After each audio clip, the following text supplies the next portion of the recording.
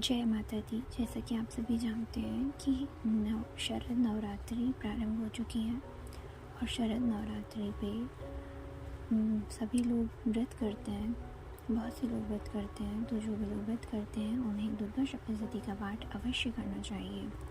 प्रथम दिन में प्रथम अध्याय, द्वितीय दिन में द्वितीय, और इसी क्रम में जैसे 13 अध्याय दिए हुए हैं, हम सभी अध्याय के बारे में बताएंगे।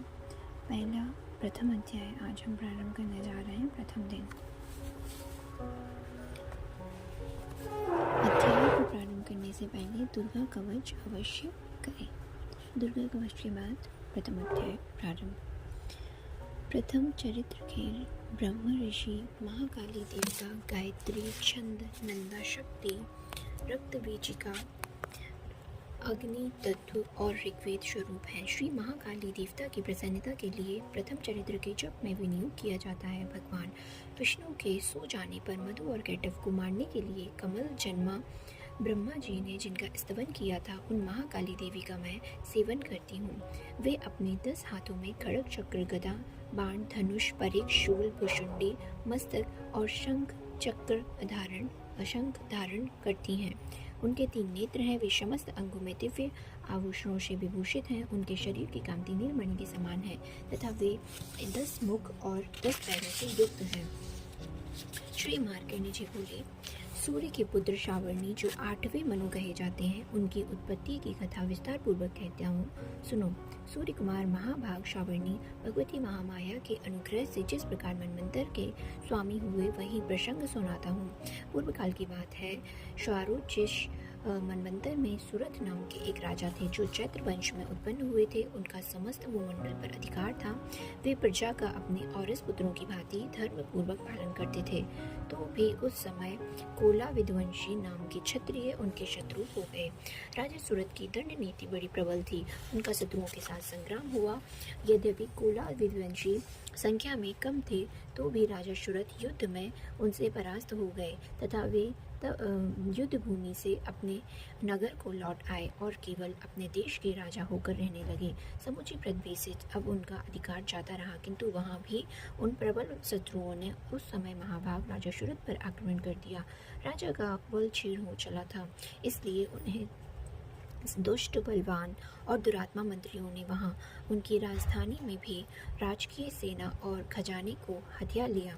सूरत का प्रभुत्व नष्ट हो चुका था, इसलिए वे शिकार खेलने के बहाने घोड़े पर सवार हो वहां से अकेले ही एक घने जंगल में चले गए। वहां उन्होंने विप्रवर मेधा मुनि का आश्रम देखा, जहां कितने ही हिंसक जीव अपनी स्वाभाविक हिंसावृत्ति छोड़कर परम शांत भाव से रहते थे। मुनि के बहुत से शिष्य उस वन की शोभा बढ़ा रहे थे। वहां जाने पर मुनि ने उनका सत्कार किया और वे उन मुनि श्रेष्ठ के आश्रम पर इधर उधर विचरते हुए कुछ काल तक रहे।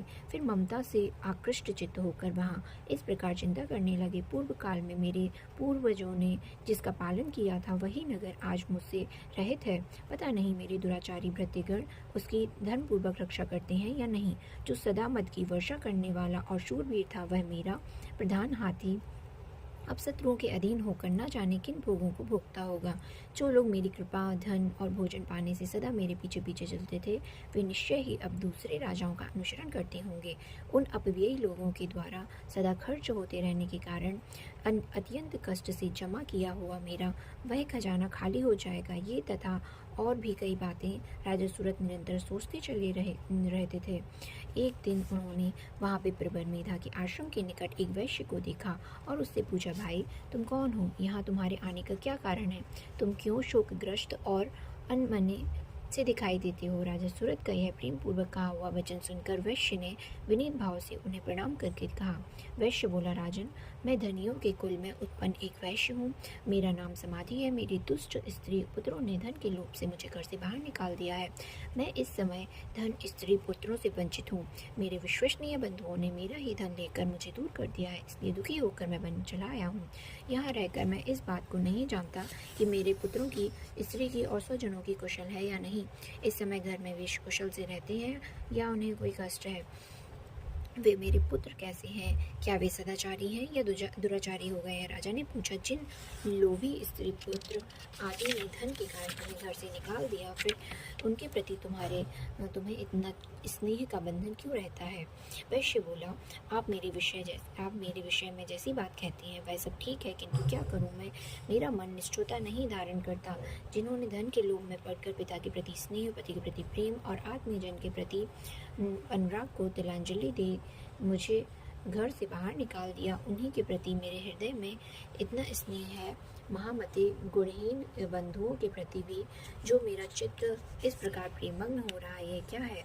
इस बात को मैं जानकर भी नहीं जान पाता। उनके लिए मैं लंबी सांसें ले रहा हूँ और मेरा हृदय अत्यंत दुखित हो रहा है। उन लोगों में प्रेम का सर्वथा अभाव है, तो भी उनके प्रति जो मेरा मन निष्ठुर नहीं हो पाता है, इसलिए मैं क्या करूँ? मार्कंडेय जी कहते हैं, ब्राह्मण तदनंतर राजाओं में श्रेष्ठ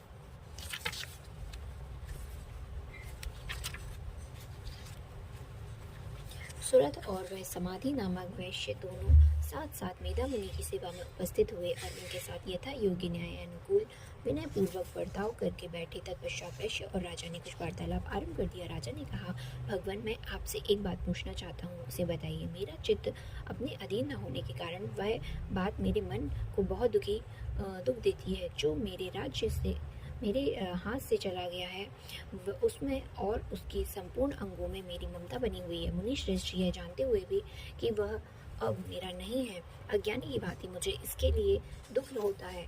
यह क्या है? इधर यह वैश्य भी घर से अपमानित होकर आया है, उसके पुत्र, स्त्री और भृत्यों ने इसे छोड़ दिया है, स्वजनों ने भी उसका परित्याग कर दिया है, तो भी यह उनके प्रति अत्यंत हार्दिक स्नेह रखता है। इस प्रकार यह तथा मैं दोनों ही बहुत दुखी हैं, जिसमें प्रत्यक्ष दोष देखा गया है। इस विषय के लिए भी हमारे मन में मनता जनित आकर्षण पैदा हो रहा है। महाभाग, हम दोनों समझदार हैं, तो भी हम में जो मोह पैदा हुआ है, यह क्या है? विवेक शून्य पुरुष की भांति मुझ में और इसमें भी यह मूर्ता प्रत्यक्ष दिखाई देती है। ऋषि बोले, महाभाग, विषय मार्ग का ज्ञान सब जीवों को है। इसी प्रकार विषय भी सबके लिए अलग अलग होते हैं। कुछ प्राणी इन दिन में नहीं देखते तो कुछ दूसरे रात में नहीं देखते हैं, तथा कुछ जीव ऐसे हैं जो दिन और रात्रि में बराबर देखते हैं। यह ठीक है कि मनुष्य समझदार होते हैं, किंतु केवल वे ही ऐसे नहीं होते। पशु, पक्षी, मृग आदि भी समझदार होते हैं। मनुष्यों की समझ भी वैसी ही होती है जैसी उन मृग और पक्षियों की होती है, तथा जैसी मनुष्यों की होती है वैसी ही उन मृग, पक्षी आदि की होती है। यह तथा अन्य बातें भी प्रायः दोनों में समान ही हैं। समझ होने पर भी इन पक्षियों को तो देखो, ये स्वयं भूख से पीड़ित होते हुए भी मोहवश बच्चों की चोंच में कितने चाव से अन्न के दाने डाल रहे हैं। नरश्रेष्ठ, क्या तुम नहीं देखते कि ये मनुष्य समझदार होते हुए भी लोभवश अपने किए हुए उपकार का बदला पाने के लिए पुत्रों की अभिलाषा करते हैं? यद्यपि उन सब में समझ की भी कमी नहीं है, तथापि वे संसार स्थिति, जन्म मरण की परंपरा बनाए रखने वाले भगवती महामाया के प्रभाव द्वार ममतामय भंवर से युक्त मोह के गर्त में गिराए गए हैं। इसलिए इसमें आश्चर्य नहीं करना चाहिए। जगदीश्वर भगवान विष्णु की योग निद्रा रूपा जो भगवती महामाया है, उन्हीं से यह जगत मोहित हो रहा है। वे भगवती महादेवी, महामाया देवी ज्ञानियों की भी चित्त को बलपूर्वक खींचकर मोह में डाल देती हैं। वे ही इस संपूर्ण चराचर जगत की सृष्टि करती हैं, तथा वे ही प्रसन्न होने पर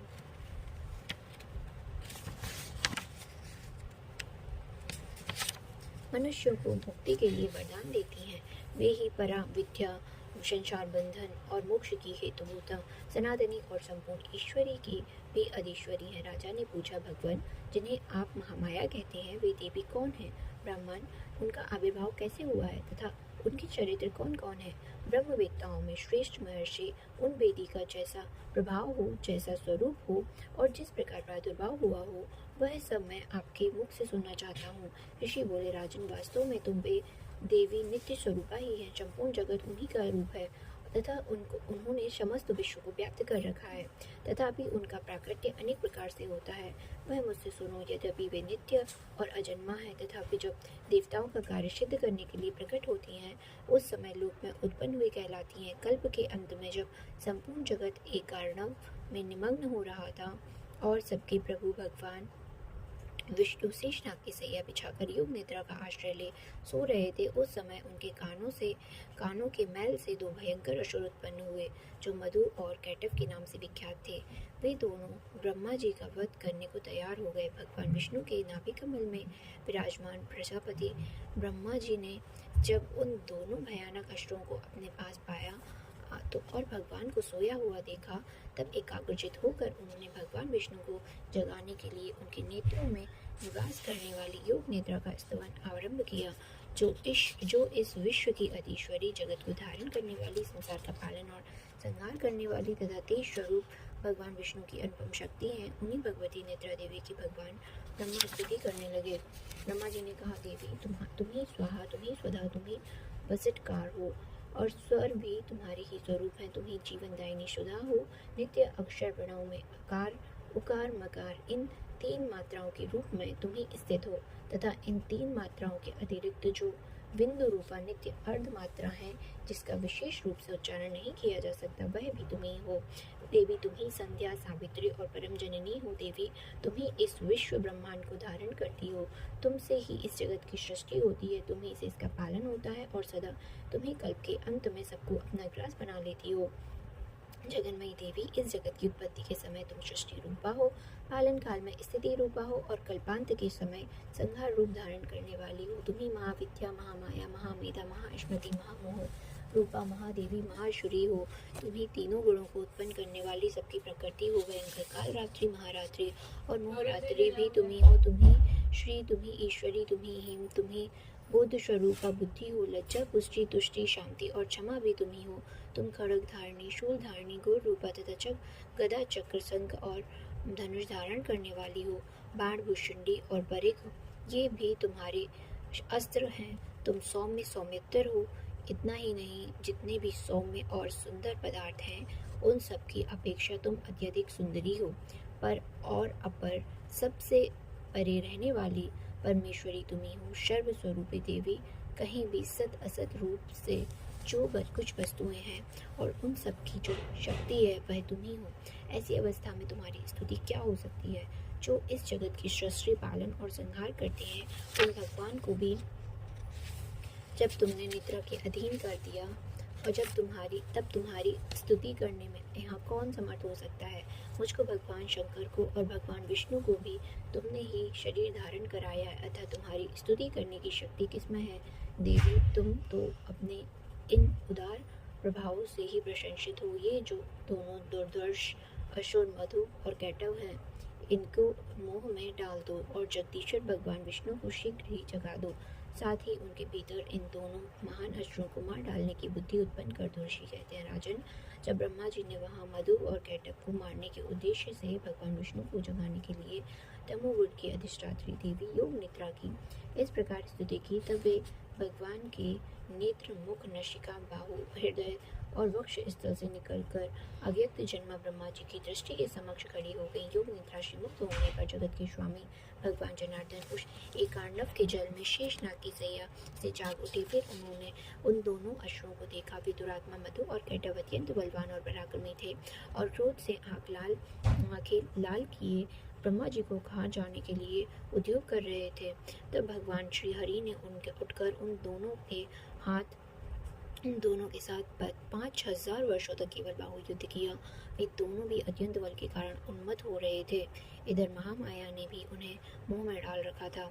इसलिए वे भगवान विष्णु से कहने लगे, हम तुम्हारी वीरता से संतुष्ट हैं, तुम हम लोगों से कोई वर मांगो। श्री भगवान बोले, यदि तुम दोनों मुझ पर प्रसन्न हो तो अब मेरे हाथ से मारे जाओ। बस इतना सा ही मैंने वर मांगा, यहाँ दूसरे किसी वर से क्या लेना है।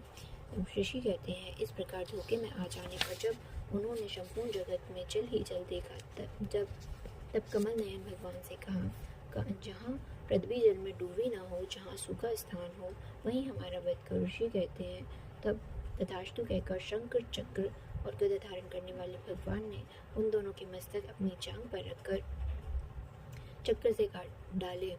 इस प्रकार ये देवी महात्म्य ब्रह्मा जी की स्तुति करने पर स्वयं प्रकट हुई थी। अब पुनः तुमसे उनके प्रभाव का वर्णन करती हूँ, सुनो। इस प्रकार श्री मार्कंडेय पुराण में श्रवणिक मंत्र की कथा के अंतर्गत देवी महात्म्य मधु घटवध नामक प्रथम अध्याय पूर्ण हुआ।